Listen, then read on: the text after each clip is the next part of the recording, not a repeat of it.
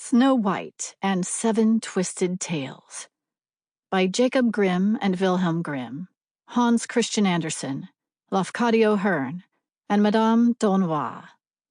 Narrated by Emma Faye, Dan Delgado, Lauren Pedersen, and Tim Lounibos.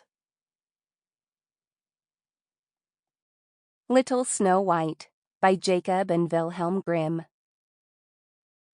It was in the middle of winter, when the broad flakes of snow were falling around, that a certain queen sat working at her window, the frame of which was made of fine black ebony. And as she was looking out upon the snow, she pricked her finger, and 3 drops of blood fell upon it. Then she gazed thoughtfully down on the red drops which sprinkled the white snow, and said, "Would that my little daughter may be as white as that snow, as red as the blood, and as black as the ebony window frame." And so the little girl grew up. Her skin was as white as snow, her cheeks as rosy as blood, and her hair as black as ebony, and she was called Snow White. But this queen died, and the king soon married another wife, who was very beautiful, but so proud that she could not bear to think that anyone could surpass her. She had a magical looking-glass, to which she used to go and gaze upon herself in it and say, "Tell me, glass, tell me true, of all the ladies in the land, who is fairest? Tell me who." And the glass answered, "Thou, queen, art fairest in the land." But Snow White grew more and more beautiful, and when she was 7 years old, she was as bright as the day and fairer than the queen herself.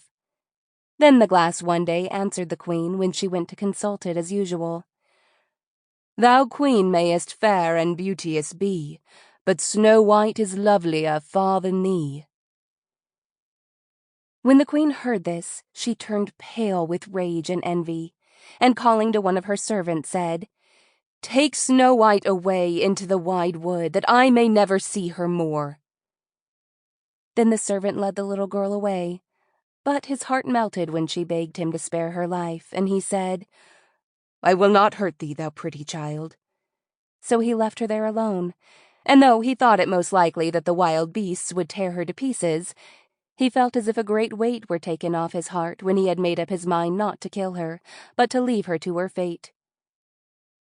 Then poor Snow White wandered along through the wood in great fear, and the wild beasts roared around, but none did her any harm. In the evening she came to a little cottage, and went in there to rest, for her weary feet would carry her no further. Sample complete. Ready to continue?